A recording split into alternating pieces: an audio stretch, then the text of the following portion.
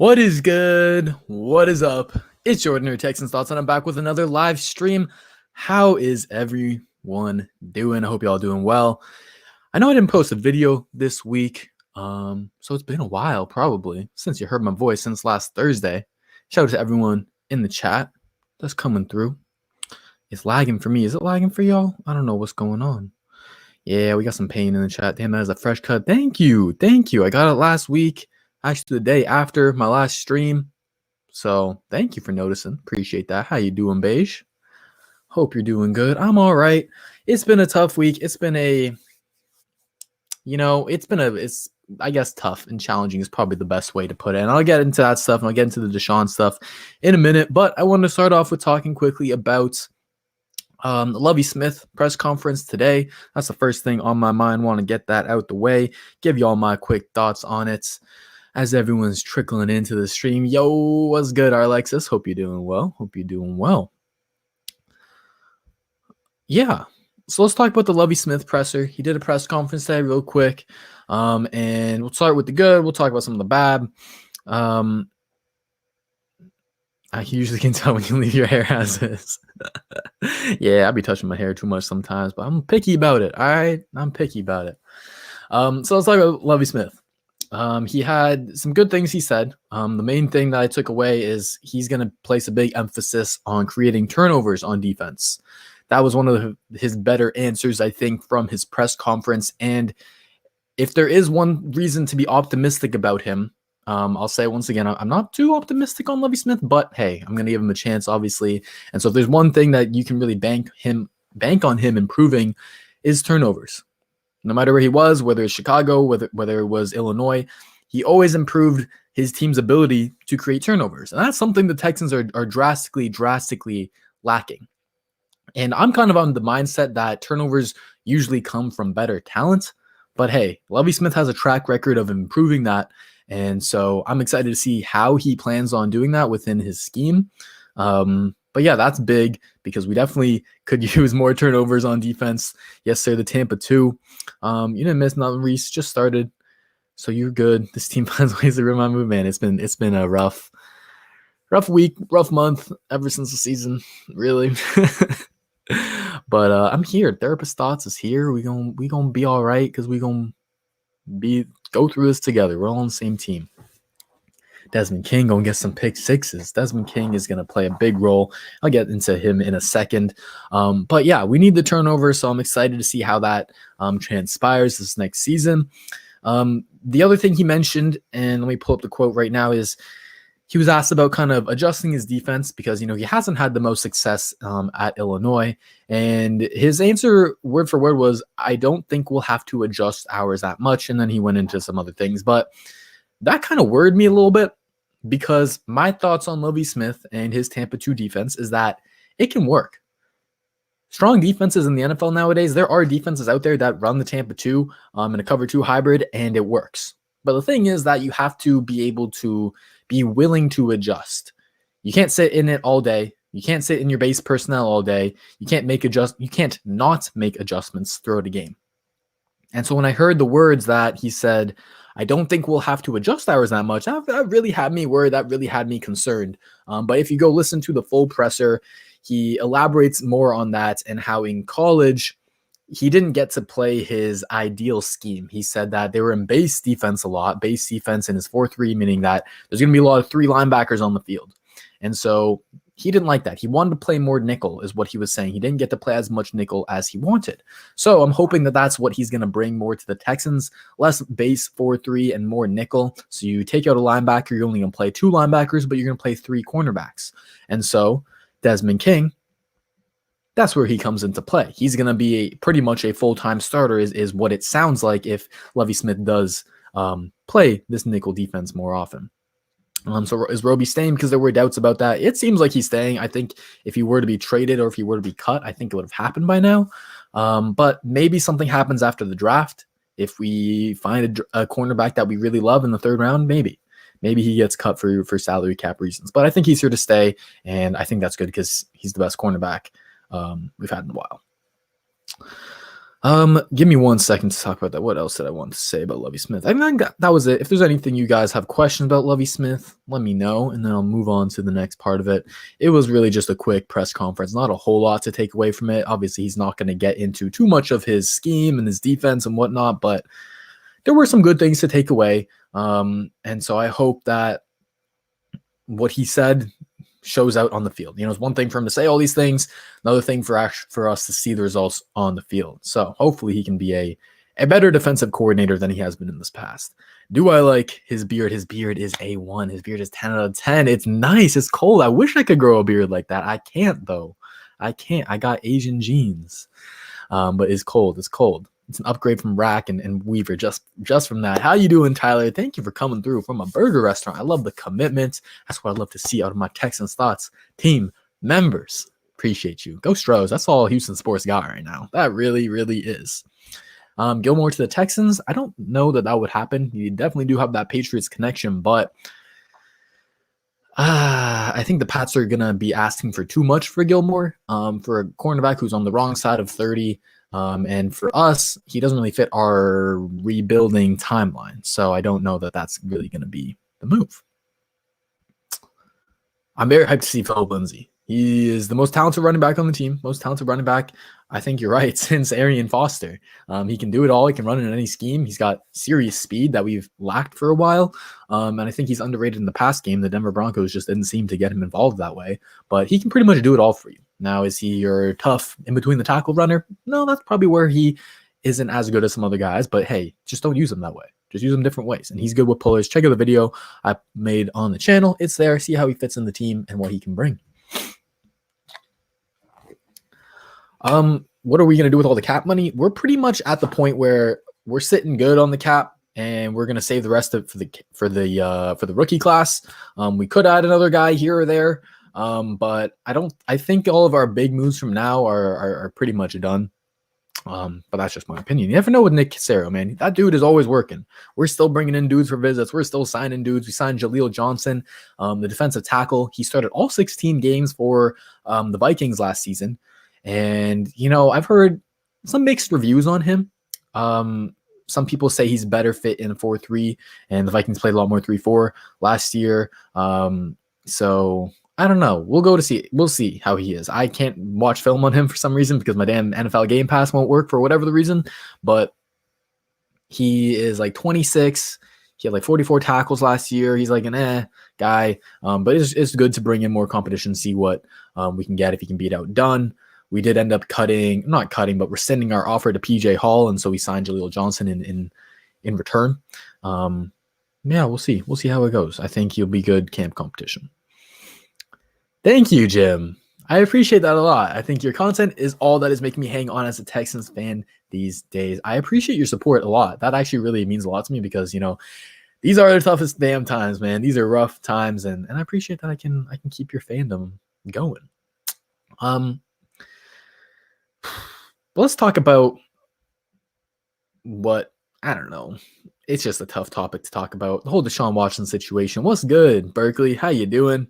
Spencer Rally 2022. Hey, top 5 pick gotta happen next year. RTG says, nice shirt. Thank you. Love my flannels. Yes, sir. Hey, my boy Bejo is coming through. Hit the like button and subscribe. Road to 5K. We getting there. I think it's like 4.93, something like that. Y'all are killing it. I love the support. Appreciate y'all. Yes, sir. Thank you. What's good? My boy Matt is in the building. How you doing? Okay, let's talk about the Deshaun situation. Let's talk about the title of this video. Talk about the thumbnail. And I know last stream I just came on here and said that, hey, it looks like Nick Castro has changed his tune. It looks like he might be willing to trade Deshaun Watson finally. But this is the tricky situation about sexual assault allegations and cases, that things change so much within 1 week, within 1 day even. And this past week, we got to hear from two of the women who filed the lawsuit against Deshaun Watson, and listening to their statements, their remarks, it's painful. It's painful to hear about that topic, and it's no matter who the victim is, and it's particularly painful when you've kind of admired and fallen in love with this star franchise quarterback, the face of your franchise, right? And you've seen how he's done all these great things for the community. You think he's this great person, and then there's these allegations that are so inhumane, and it makes your skin like just crawl, and you feel chills down your back, and it's horrible to hear about that stuff and to think that it could potentially be true. You know, I'm not saying that he's guilty, but just to even have those thoughts in your mind, it's painful, and it sucks to hear. And it's really like, I've never, like, even when he requested the trade, like, sure, I maybe have thought about like, okay, what am I going to do if he ain't on this team anymore? But really hearing the women talk about what he could have potentially done to them, that's made me feel it's put me in the position where I'm at the lowest of my like Texans fandom. You know what I mean? And it really made me question things just to hear that stuff about a guy we all love. So it's a very tough situation, very difficult. And, you know, at the end of the day, we still got to wait and see for all the facts to come out and for this case to be finished. So I don't want to jump to any conclusions or whatnot, but because of how this case is, it doesn't seem like it's going to be finished anytime soon. Yeah, it's really difficult, man. It's painful to hear. And so, like I said, it doesn't seem like the case is going to end anytime soon. Deshaun's lawyer is calling for an emergency hearing tomorrow. I believe it's 11 a.m. Central Time. They're trying to waive the anonymity of the 22 women. So I'm not a lawyer. I don't know when this is going to end. Usually this stuff does take its time. So I don't know that this case is going to finish before the draft. I can't guarantee that. I don't think the odds of it finishing before the draft are very likely. I think if Deshaun and his team were going to settle, they probably would have settled by now. But hey, I'm not a lawyer. I don't know. These things change so much. We'll see what happens tomorrow. That could change a lot of things. So be on the lookout. I might do a stream after that, react to whatever the hell happens tomorrow. But as of right now, I'd probably say the chances of a trade are before the draft, I'll say, or leading up to the draft. Like, I'd probably say the chances of a trade are around 10%, maybe. It's not very likely. Yeah. Fortunately, we won't be able to trade Deshaun at the draft, which likely means that it's not going to happen. We've talked a lot about how you either have to trade him before the draft or you wait a full ass year. I appreciate that, Jonathan. Same message to everyone who's in the same position and feels the same way as me. Yeah, you either trade him or you don't at all. Matt's exactly right. So with this case going on, it doesn't look like we'll be able to trade him before the draft. And say the draft passes and say the allegations gets cleared up like a week after, something like that. You still can't trade him. All right, because you've lost out on the highest potential value. So once that draft passes, you got to wait full 365 damn days for the 2022 draft to potentially trade Watson. And I say that because say you make a trade after this draft and you traded him to Miami for their 2022 firsts, say 2 firsts in 2022 and then another first in 2023, whatever it is. The thing is that the problem is that you don't know where those picks are going to convey. Right now, you know, if you get there first, it's at 6, it's at 18. That's good. It's a certainty. But those future picks are an unknown. They could be mid-late 20s. Sure, they could be number 1 if everything goes wrong, but it's not very good odds, right? So that's why you got to wait till next offseason. Exactly. So, yes, he's pretty much stuck here. And that's the dilemma I think the Texans have to go through. And they have to kind of play hardball because it will be somewhat of a distraction having him on this team for the next season and him potentially not playing, for him to still have bad blood with the franchise. I don't know if he has bad blood with the teammates or not. I can't speak on that. But it makes for a difficult situation. But Nick has to stand his ground. He's got to put the feelings and the uncomfortability aside, and he's got to do what's best for the organization and wait it out. Stand his ground and wait till the next draft to potentially trade him. Yeah, it's going to be annoying. And so then comes the decision for Deshaun Watson. We know what the franchise has to do, what Nick Casserole has to do. He's got to wait it out. He's got to get maximum draft value. And hopefully in this next year, hey, you never know. A year is a long time. Maybe Watson somehow changes his mind. I'm not saying he will. I don't have any insider information. But you never know what could happen in a year. Maybe somehow we are more competitive than we think we'll be. Maybe Nick makes some nice moves and boosts Watson's confidence in the franchise. That's what you can pray for, man. Fingers crossed, of course. But I talked about it a little bit, Ryan. I haven't watched this film at all, so I don't really know. My Game Pass is bugging. It's not working. But yeah, so once I do figure that out, I'll give you all more thoughts on him. But we know what the franchise got to do. So what will Deshaun Watson do? It looks like it's going towards a suspension, possibly 6 to 8 games. I think if it's like there's some clause about there's some good behavior clause where he can get it down to 4. Hey, shout out to Danny from Denver. What's up? So will Deshaun? Do you guys? Okay, I want to hear what y'all think. I don't think releasing him is in the books at all. Unfortunately, Hector, not unfortunately. I think it's just you might as well just pay him, have him sit out, and then trade him next year because you don't want to just lose that asset, that player, for nothing. If it's proven, I'm pretty sure it'll be 16. I don't think it's going to be proven. I think if Tony Busby and the women had hard evidence that could prove 22 cases of it, I think they would have came out hard and used it already. It's very hard to have evidence in that case, unfortunately. But I don't know. I don't know that'll be completely proven. But I hear you. I hear where you come. It's serious. Apparently 4 teams are still calling last week or early this week. I don't remember the exact dates, but so I want to hear from y'all. What do you think Deshaun will do if he ends up staying here? Do you think he would actually play after his suspension is up? Do you think he would just try and be a good soldier and try and maybe save some of his face, some of his reputation, NFL wide, Houston Texans wide? Or do you think he's done? It doesn't matter what the hell happens. It's just too uncomfortable a situation to put on that Texans jersey again. Play or sit? What y'all think? And I'll give y'all my take. Ryan says full season suspension is on the table, in my opinion. At least 8 games if he's suspended. PEDs is 6 games. This will all to be worse. He would play for that paycheck. Yeah, that's true. Tony says, I feel he's not going to play. Fans going to rip him apart. I kind of hope he sits out or is suspended. Play. He would see if we're good. If not, sit. I think that's where I'm kind of at as well, Reese's. First 6, 8, 12, 10 games, whatever it is, he'll see, is the team competitive? Probably not without him. If there's a chance they can make the playoffs, maybe, because I think at his core, Deshaun is a strong competitor. He wants to win. He wants to play at a high level. But I don't know, man.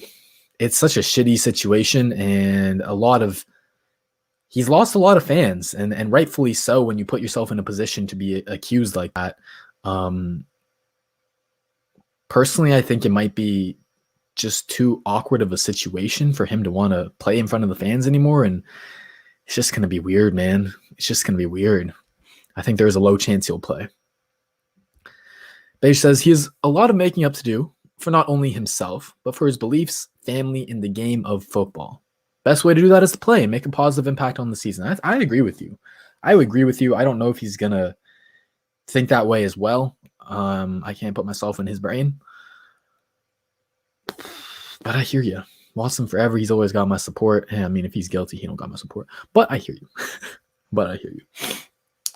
So let's talk about the 2 scenarios. If he plays, if he don't play. I got 2 scenarios. I'm going to talk about in terms of the outlook of the Texans. Yes, I'm going to talk about Simbull. So the first situation, let's say he does sit out the entire scenario. I'm going to show the stock of our great Simbull, our great sponsor here over at Simbull. They are a stock market for sports, and it essentially allows you to invest long-term in your favorite sports teams in football, baseball, basketball, whatever. You can invest for one game. You can invest for however you like. And so here's the Texan stock, and I'm just going to do a quick talk. Don't leave just yet. If Watson does sit out, doesn't play at all, man, this stock going plummet. And so we'll see recently that it's been hovering around 20 to 19, gone up to 21. But it's hovering around this 19, 20 range, the stock. You can see all these cool statistics here, buy and sell offers, stuff like that. It's a great site. Use Simbull.app/TexansThoughts. Get a free $10 deposit, man. But if he does play, man, you'll see the stock take a good jump. So I think that decision on whether he plays or not, there is a lot of externalities to it. Definitely some financial externalities if you want to make yourself some money. So just be on the lookout for that. Definitely, guys, check out Simbull. I think they're upcoming. I think they're gonna be like the next big thing. You can do any sports team you want. Invest in the future, man. I think some of my favorite ones for like non-Texans teams, probably the Dolphins, the Jets, teams that have like promising futures, tons of draft capital, can get their young quarterback, get in on them now and see your profits in the next 3 to 5 years, man. But yeah, that's Simbull. Great app. Hey, no one left. We sustained our numbers. What's good? Tempted to buy out the market. Yeah. Simbull.app, y'all. We're fucked. We're in a shitty situation. We've went from, is that legal in every state? I believe so. Yes, sir. You get free $10. Use my code Simbull.app/TexansThoughts. Just try it out.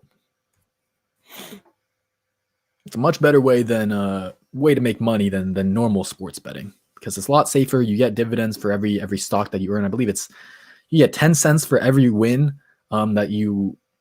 every stock. Oh, goodness. Say you own one stock of the Texans, they win one game, you earn 10 cents. So for every stock, you earn 10 cents for NFL teams. It's pretty good. It's a good deal, man. It's a good deal. All right, we done with Simbull. We done with the ads. Don't worry. All right. What if the team improves and he wants to play here again? Defense will probably improve and play complementary football. I think it's a possibility. I think he is, like I said, he's a competitor at heart. He likes to win at heart. Gonna get in on that Joke Easter restock. Oh, I can't even begin to talk about the whole Joke Easter thing, and I don't even want to go down that road. That's too much.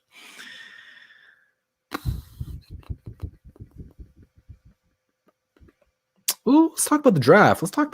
So it doesn't look like the Texans will unfortunately have a top 5, 6, 10, whatever pick from the Dolphins, from whoever, unfortunately. Man, I missed that. Man, but hey, we got first round picks next year, so we'll be good.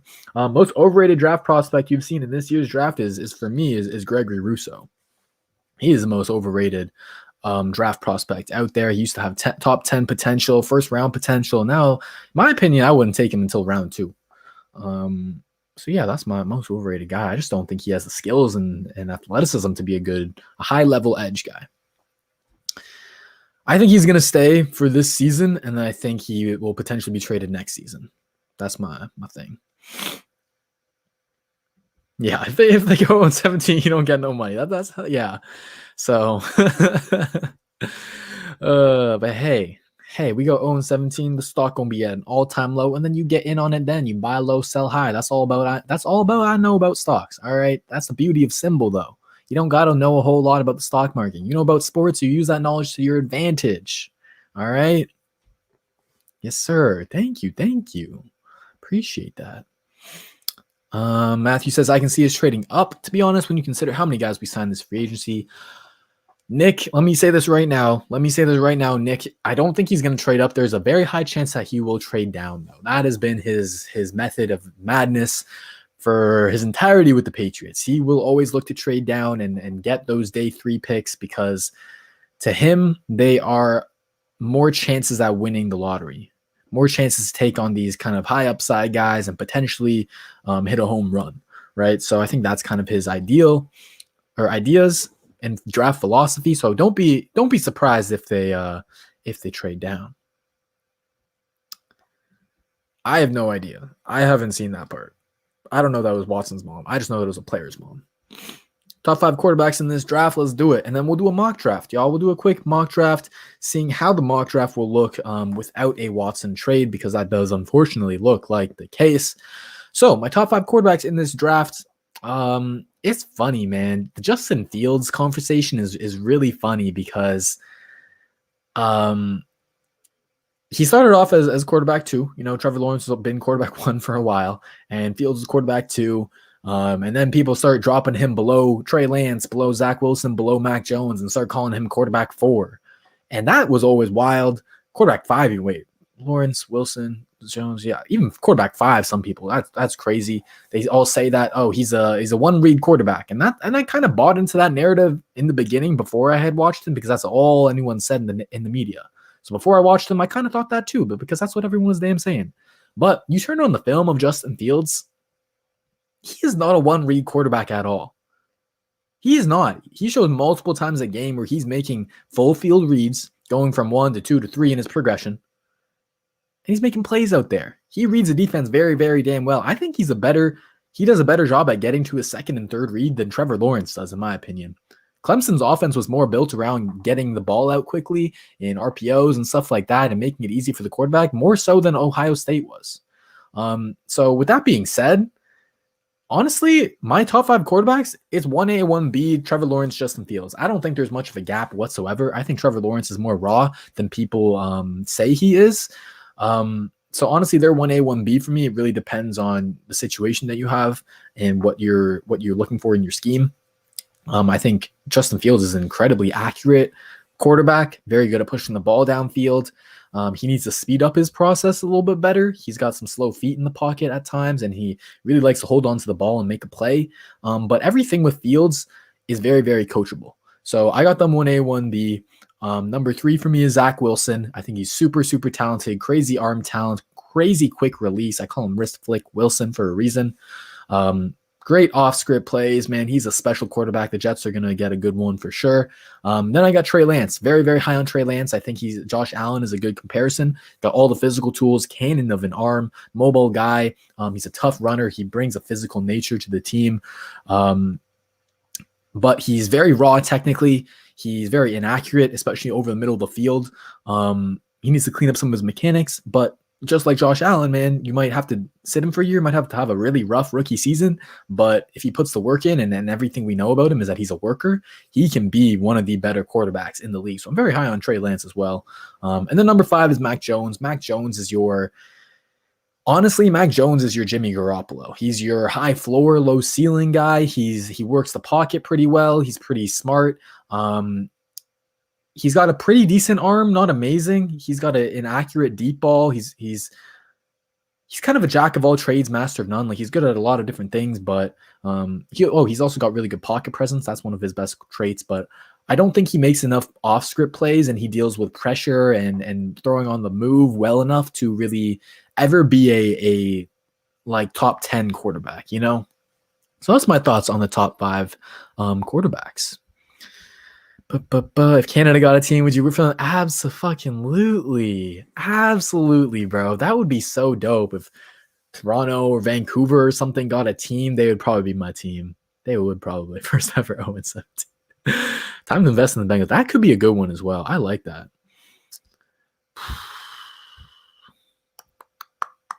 That's true. It'll be 18 games. Or no, isn't it 17 games? Because usually 16. Now it'll be 17, right? Megan, why you late, bruh? At least you apologize. Or else you'll be getting the window. Being late. Luca, how you doing, my guy? I'm doing all right. I'm trying to power through the week. I'm trying to power through these bad news. But yeah. Hey, there you go, Ryan. The stats back it up. The film and the stats match. Justin Fields is being criminally underrated right now. But I think by the time the draft gets around, I think he's still going to end up going in the top 3. I think he's the Niners guy, man. I think there's too many smoke screens around Mack Jones. I think Kyle Shanahan and John Lynch are too smart of football individuals to take Mack Jones over Justin Fields. That would be wild. So stupid. So stupid. Trevor Lawrence has a very, how do I explain this? He's a very body thrower. He's not just like a quick arm motion guy. He puts his entire body into it. He loves to step into throws. And so that kind of elongates his motion. And so that's why he's not that good versus pressure. He's not very good versus pressure at all. He has to speed up his mechanics and he just becomes much, much less accurate. So yeah, I agree with you on that. I agree with you on that. They absolutely do, bro. They absolutely do. Tua or Hurts, who would you rather have? Tua. Definitely Tua. I think Tua is better in the mental game. I think Tua is better just overall passer. So yeah, I would go Tua. Most underrated draft prospect. That is tough. That is tough. I think my guy would probably be Peyton Turner out of Houston. He is an edge rusher. He's 6'5". He's 270 pounds, but he's a freak athlete. He's got all the athleticism that you could possibly want out of a guy that size. It's crazy how he moves at that size. He's got long arms. He's got 35-inch arms as an edge prospect. That's crazy. That's in like the 99th percentile. He got good power to his game. He's got good technique. He can rush from the edge, or he can slide inside the 3-tech and wreak havoc. I think I made a video. Is the video up on him? I don't know. For TexansThoughts team members, that's a good little way for me to plug. I know I didn't have a video out today. Usually I have a video on every Tuesday of a week, but I've been busy making NFL draft film breakdowns for my TexansThoughts team members exclusive to them. So if you guys want to get on that, you want to be knowledgeable, that's probably the better word, about the NFL draft, join the TexansThoughts team. Links in the description. $3.99 monthly membership. You get so much stuff. Exclusive Discord, exclusive videos. You get so many scouting reports on the draft, man. So many guys I've done it on 12 interior defensive linemen. I've done it on 12 edge prospects, and then I got cornerbacks up next. So yeah, Peyton Turner would be my most underrated draft prospect. And you can see the videos there to see why. I have not seen any film on next year's class, unfortunately. Which one has the highest risk of being a bust? Definitely Trey Lance. He's the biggest boom bust quarterback. Yeah, so this is the thing with Ohio State. I see. Yeah, it's a good conversation. It's a good conversation point. There's never really been a successful Ohio State quarterback in the NFL. Can y'all name a successful Texas Tech quarterback before Patrick Mahomes? Don't scout the helmet. Scout the player. Justin Fields is a completely different player than Dwayne Haskins, JT Barrett, and all those other guys who, yes, did not have good NFL careers. He is much better in the mental game. He has good mechanics. He's extremely accurate. He's a worker. He's a leader.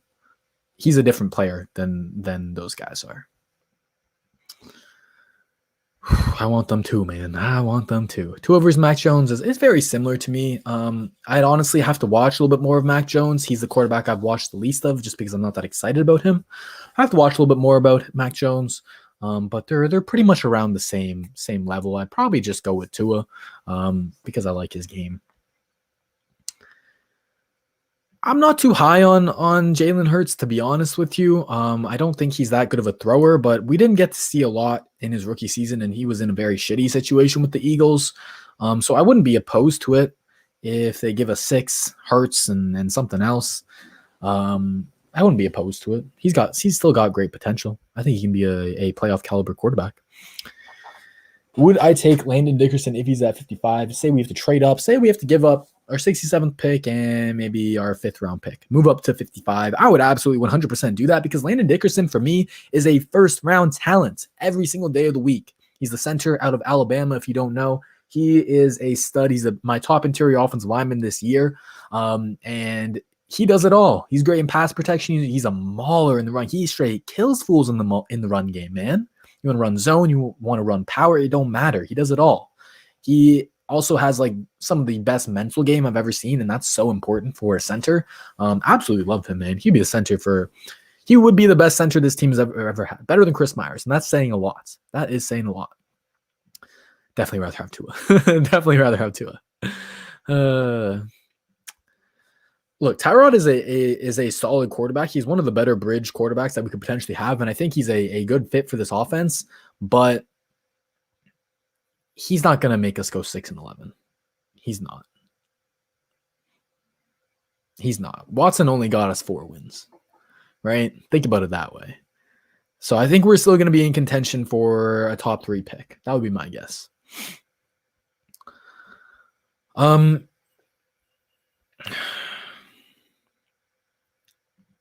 Thank you, Art Major. I appreciate that a lot. Check out the later videos. Check out the later streams if there's anything interesting. I'm glad you like them. Thank you, my guy. Appreciate it. Do I think Watson is guilty? I can't say anything definitively. I don't know. What I will say, and this is probably the last thing I'm going to say on the topic, is with that much smoke, with 22 people accusing you of something, and with that much smoke and with that much detail that some of the women are able to go into depth with, and you see a kind of repetitive pattern between all their stories, with all that smoke, man, there's got to be some fire. Now, do I think he like? I hate. It's just a disgusting topic to talk about. There's got to be some smoke to the fire. I don't think he like. Man, I don't know.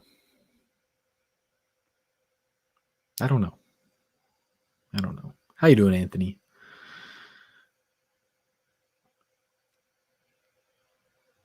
It's definitely a fishy situation. It's definitely a very, very fishy situation. I think Tony Busby could have handled it a lot better. But everything that people say about him is that he's a snake. He's kind of he doesn't do things the right way.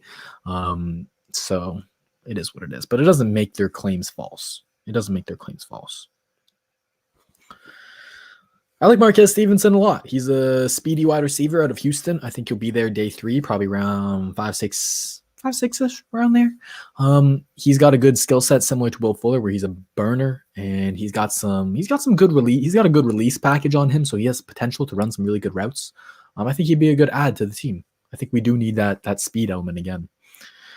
But there's still good, decent wide receivers in the 3rd round. Yes, there are. This is a very loaded wide receiver class. I think in the 3rd round, you'd be looking at guys like Nico Collins out of Michigan. He's a big-bodied guy. He's 6'4", about 210, 215. He's fast. He wins vertical. He loves deep routes. That's his go-to. And he can high point the hell out of the ball. He's good in contested scenarios. I think that could be an option for us. I think the Texans will look at wide receiver at some point in this draft. They got to take advantage of this deep-ass class. So, yeah, look out for Nico Collins in the 3rd. My guy is Cornell Powell. Getting him in the 6th round, that would probably be ideal for me. Cornell Powell out of Clemson reminds me a lot of DeAndre Hopkins. Yeah. Early MVP pick. That's an interesting question. That is an interesting question. I might go Josh Allen. The Bills have solidified that O-line a little bit better. They've gotten him more weapons than Emmanuel Sanders. That would be a fun, little under the radar, not under the radar necessarily, but I would like Josh Allen. That would be fun, man. I think he would be a fun MVP. That's my risky pick.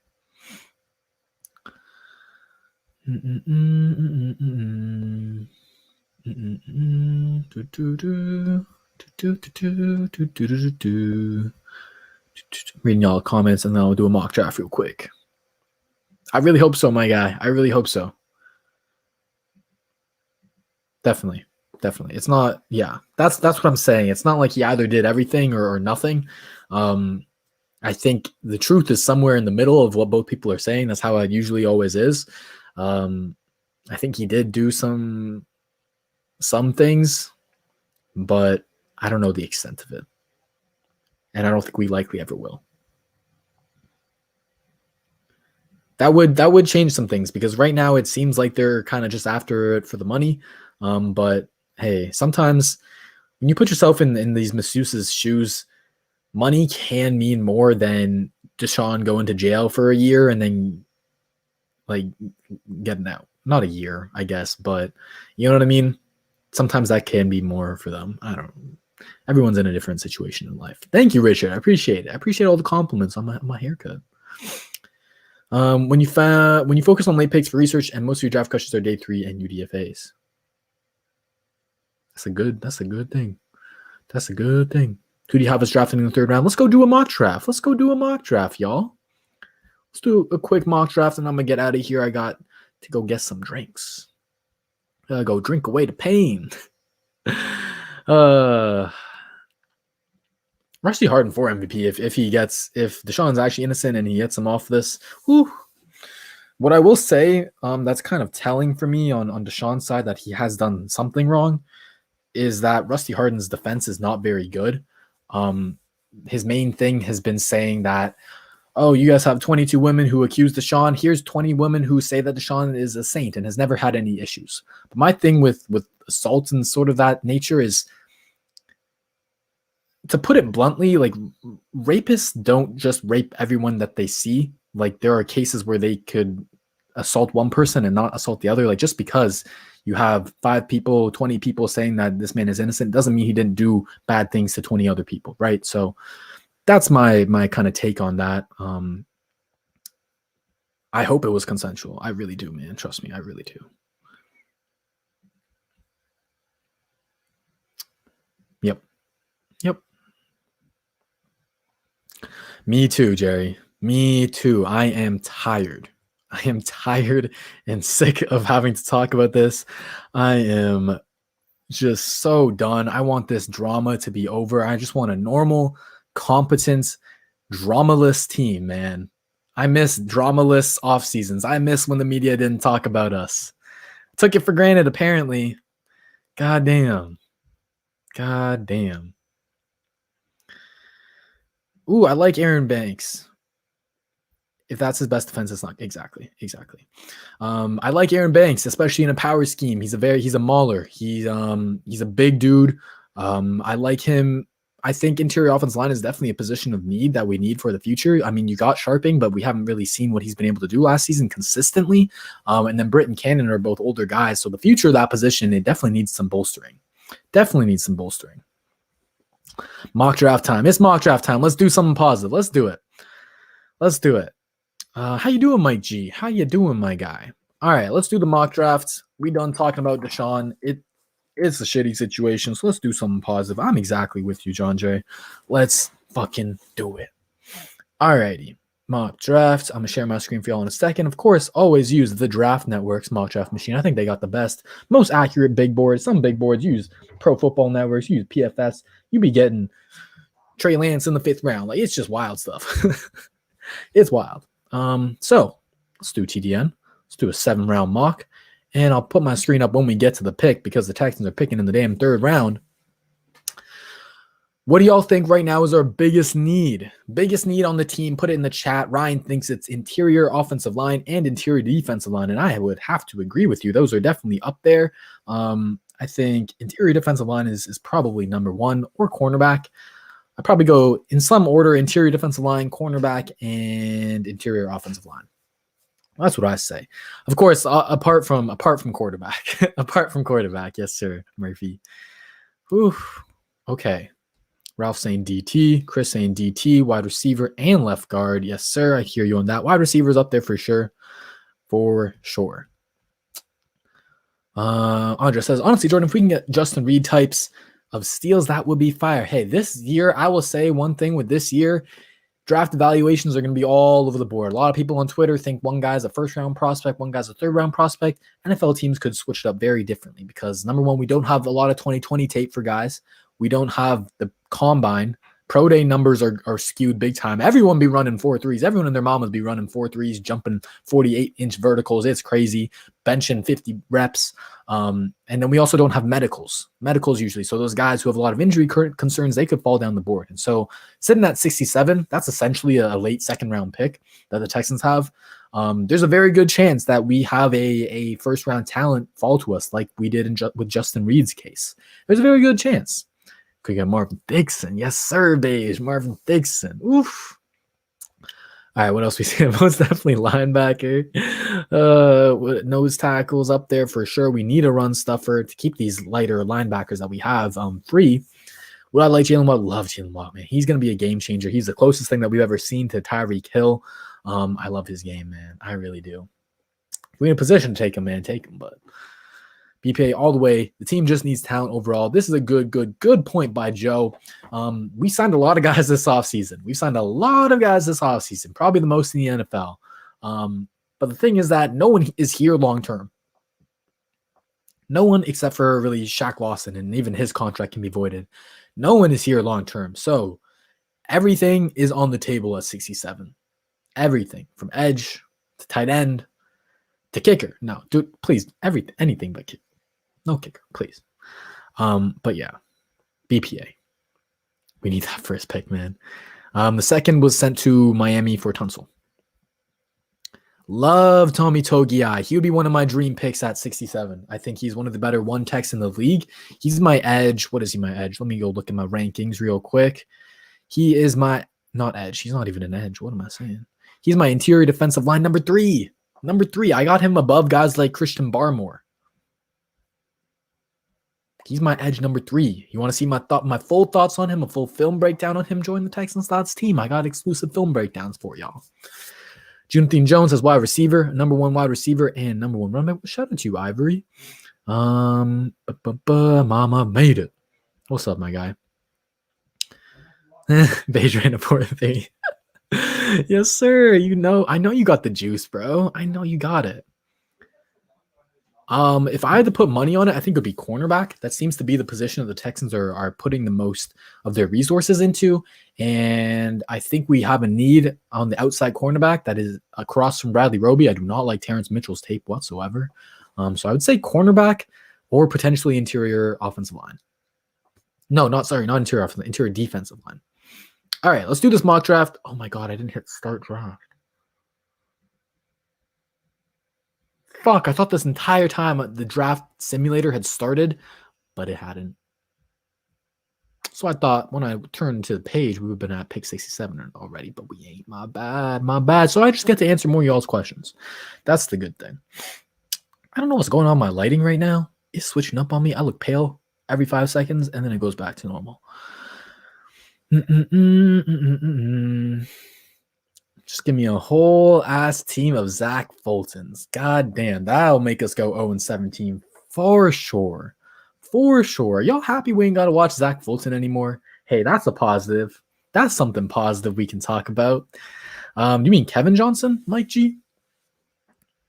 Then the Titans signed him. I'm happy about that. We gonna roast his ass. Wide receivers in the 3rd. Tylan Wallace, Tutu Atwell, Tamari and Terry, Seth Williams. Let's talk about each one of those. I like Tylan Wallace. He's a pretty solid route runner. He's got good hands. I would like to get a wide receiver with a bit more athleticism. That's just my ideology. I like my guys who can separate with speed and quickness. But he's a solid option. He's a solid option in the 3rd. Tutu Atwell is this, imagine Kiki QT on steroids. That's who he is, right? Super explosive slot wide receiver. My thoughts on the slot wide receiver, though, is that we don't really need one. We got Cobb. He's the vet. He's going to take most of the snaps, and we got QT as well. So between those two guys, there's just not many snaps for a pure slot wide receiver.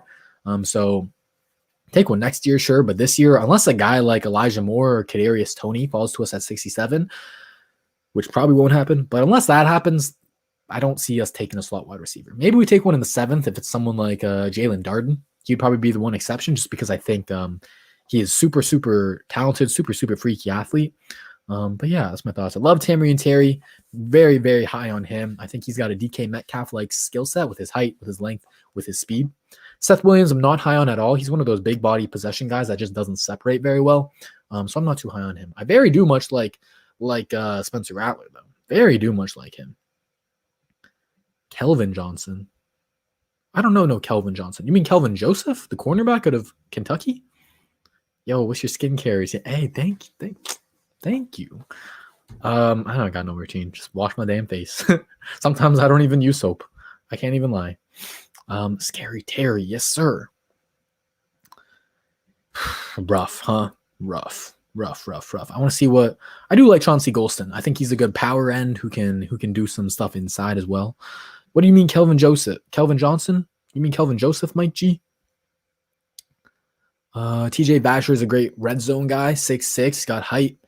We are tired of the drama. Yes, sir. We do need I think we could use a red zone guy because we got these smaller wide receivers, Brandon Cooks, Randall Cobb, Kiki QT. Tallest guy is Mike Mitchell. Not Mike Mitchell. What's his name? Chris Conley. How did I get Mike Mitchell? I don't know, y'all. I don't know.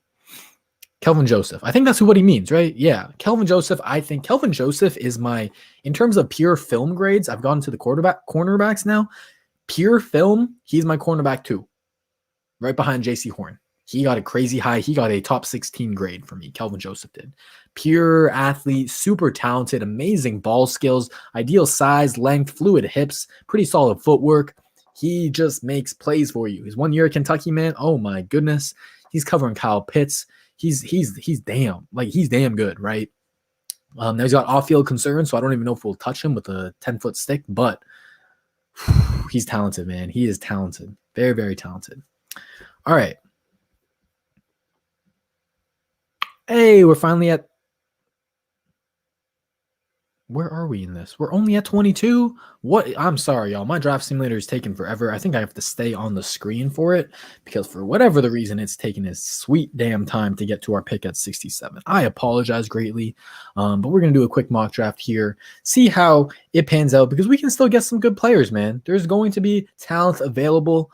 This draft class is particularly deep in rounds 2 and 3. So in round 3, that 67 pick, we're going to get someone who shouldn't be there. There will be guys on that board available, in my opinion. And even throughout day 3, round 4, 5, 6, there's some talent to be had. There's guys who, maybe you find another guy who could be a potential starter, but you're going to get really solid depth.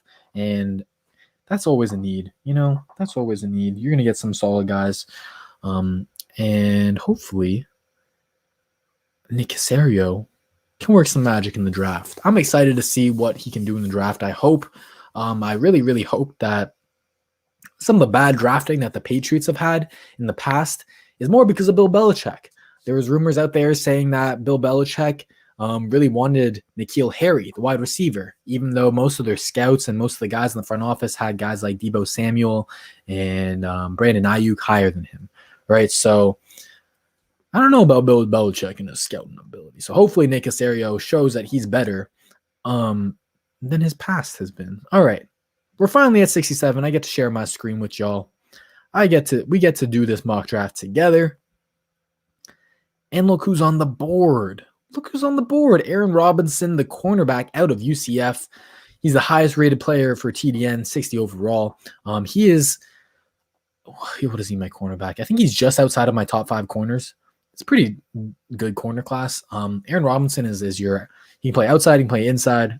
He's a pretty solid guy. Richie Grant is my number 1 safety. So see here, you can see the talent is there. Talent is there here. If you want to go wide receiver, Tylan Wallace could be the guy. If A2 Melifonwu is one of the better cornerbacks and he fits our scheme really, really well. He's long, he's tall, he's fast. He plays physical run defense. Perfect fit in the Tampa 2. He's exactly what you want out of a Tampa 2 cornerback. Josh Myers would be the best interior offensive lineman that you can get. I think he potentially could start over Justin Britt, honestly, at center. And he fits our power scheme very, very well. Very, very well. I like Tyson Campbell. He's a solid corner. Janarius Robinson and Peyton Turner would be great edge prospects. Honestly, out of the guys that I've evaluated so far, Peyton Turner or Richie Grant would be highest on my board, would be best player available. So that's where I would probably go, is probably Peyton Turner, to be honest. But who do y'all feel like getting? I want to hear from y'all. What players catch your eye? Catch your eye. Pete Werner's a solid linebacker. I don't think we should be taking a linebacker in the 3rd. But yeah, I love Tommy Tremble. We don't have to get on the Tommy Tremble hype train, y'all. I'm going to be the leader of it. This dude is potentially the next insane dual threat tight end. He's the best blocking tight end in the class. He's really good as a fullback as well. I think that could be his role as a Kyle Juszczyk, who is better in the passing game. He doesn't have a lot of production in the passing game, but he's a freak athlete. And I think there's a lot of wasted potential there at Notre Dame. And he could be better in that regard. So I like Tommy Tremble a lot too, but I'd probably go Peyton Turner. Let's see what y'all are talking about. Hey, my boy Ryan, he knows. Turner for sure. Turner. All right, let's do Turner. Let's get our starting defensive end, Peyton Turner, he should start.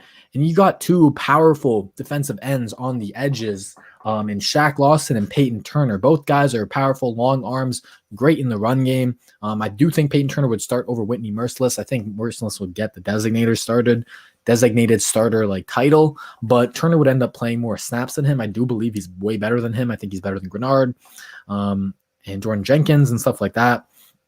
So yeah, I love that pick in Peyton Turner. I wish we could get Tommy Tremble as well, but he's too good. He's too good. All right, let's see where we're going to be at in the fourth as the simulator takes its sweet damn time. Sweet damn time. I'll take this time to plug my sponsor, F Custom Jerseys. If y'all need custom jerseys, you want your own custom number, your own custom name on the front or the back, check out the link in the description. Use my code TexansThoughts for 10% off. You get football, baseball, basketball jerseys, hoodies even, whatever you want. You want it for yourself, you want it for a gift for your wife, for your kids, for your nephew, for your barber, for your dentist, for the person who walks your dog. Whatever it is, go use F Custom. They're great. They're great. Tommy Tremble train TTT, yes sir. Now because they're keeping out Lonnie at safety for corner, yeah, that was another thing to take away from the Lovie Smith presser. He mentioned that something about it's most likely that Lonnie will remain at safety, and I think that's the right move. I don't think you want to keep flip flopping him. Just let him learn one position, let him master it.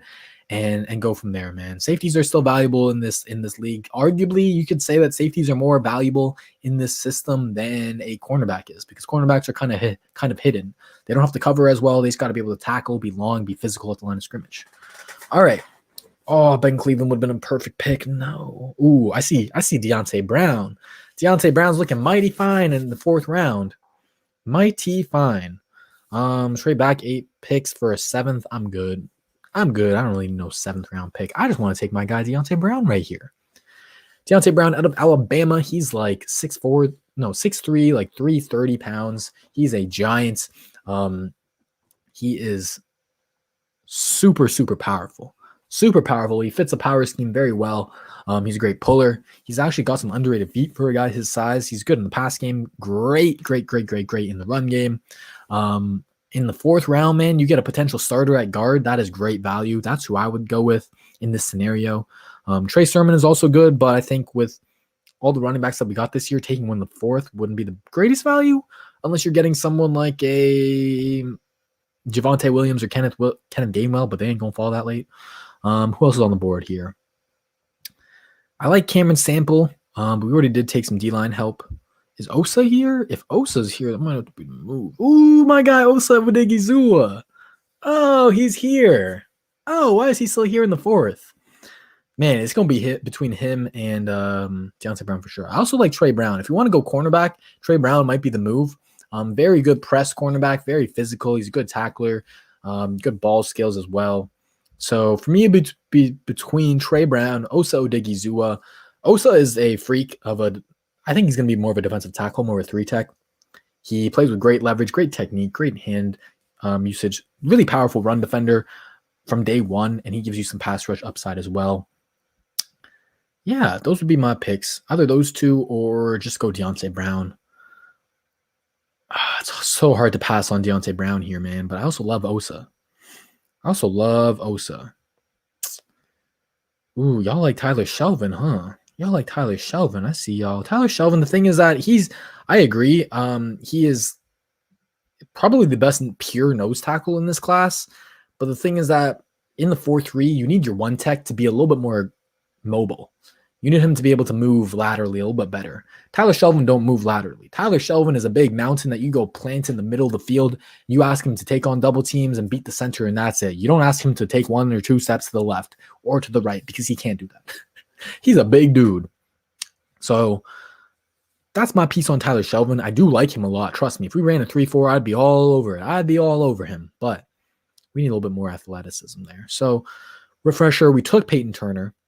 Do we want to go beef up the trenches even more, get Deontay Brown? That would be 2 of the most powerful guys in this class. Or Osa. It doesn't seem like y'all are on my Osa hype train. Or Trey Brown. Let me see one more time. Y'all ain't saying nothing.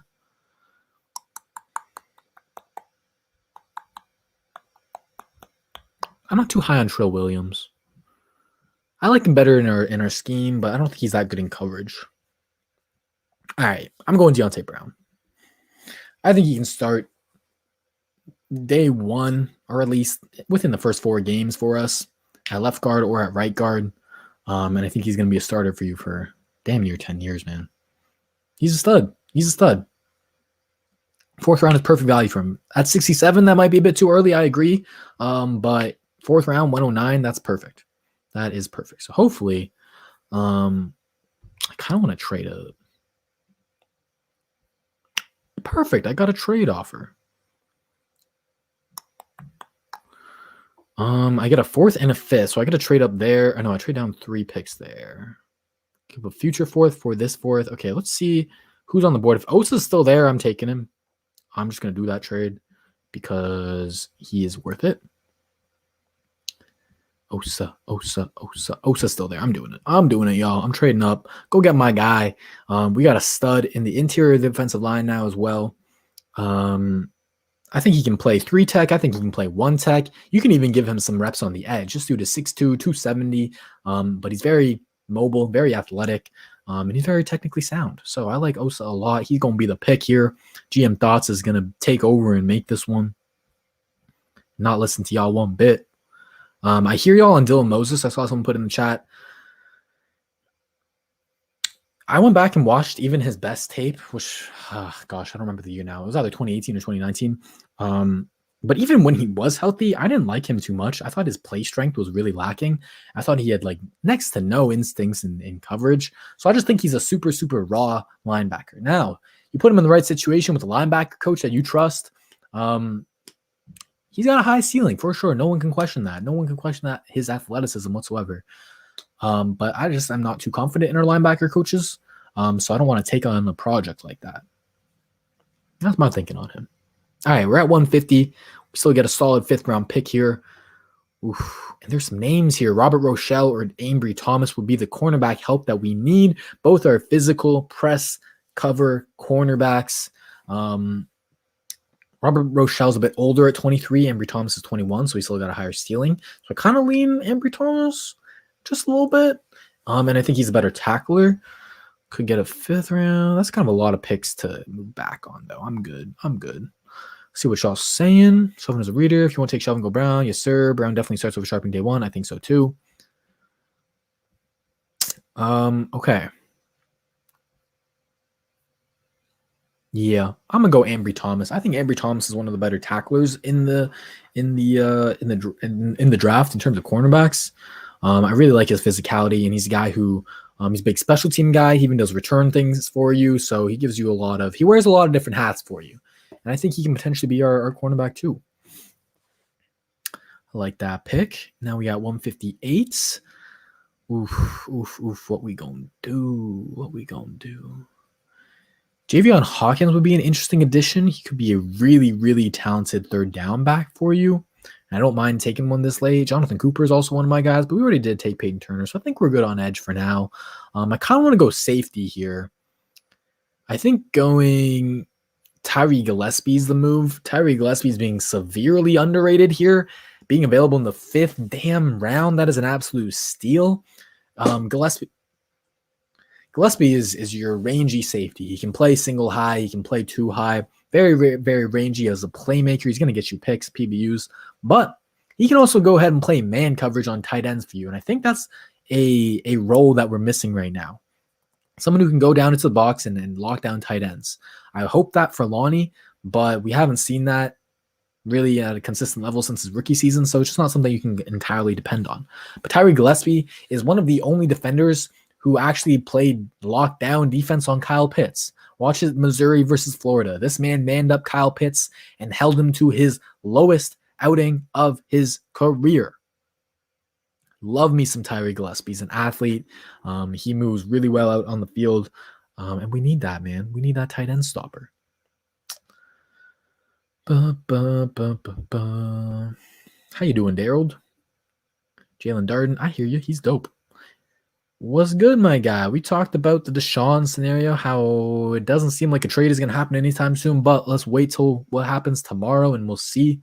because there is going to be an emergency hearing apparently. So we'll see how that goes, man. Alrighty. We are on the board here at 195, and I really want to take Puka Williams. I really do. I really want Puka and Cornell Powell. Usually Cornell Powell can last to that 203, so I'm going to go Puka. He is one of the most electric running backs in this class. I think he would instantly be a better receiving back, honestly, third down back than David Johnson. He's got more juice. So I think that's perfect for him. He can be our running back 2 kind of the future. No, do not take Cornell Powell. I swear to God, if you take, thank you. All right, Cornell Powell is the pick. He's going to be the pick every single time in the 7th round. He is my guy. Physical wide receiver. He beats you up when he's running routes. He gets open late in the route with his hands. He's making contested catches. He's catching errant throws. He's making Trevor Lawrence look good. And he's also one of the better blockers in this entire class. And I think that's an underrated thing that we need out of our wide receivers this year. All right. Is this our last pick? No, we got 2 picks. So I'm going to save one for should I save one for Jalen Darden? I don't know. Let's see who else is on the board.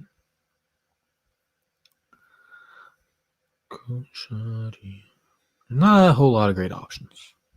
Jalen Darden would probably be BPA. I'm also going to go Tay Goin here. Actually, let me see what y'all saying real quick. Cornell Powell. Yes, sir. Corn. All right, yeah, I'm going to go Tay Goin, and then I'm going to go Darden. Tay Goin is a 6'2", cornerback with long arms. He's fast. He's got good movement skills. Taking him in here in the 7th round is really good. I think he's going to be inside my top 10 corners this year. Very underrated talent. He didn't play in 2020, so that's why his name's falling a little bit under the radar. But yeah. Oh, is Jalen Darden going to make it to 223? I don't know. Oh, 233 even, actually. God damn. Is he going to make it? Either him or Emir Smith-Marset. Smith-Marset is another late round wide receiver that to keep your eyes on. He can play inside. He can play outside. I actually think he's baby Devontae Smith.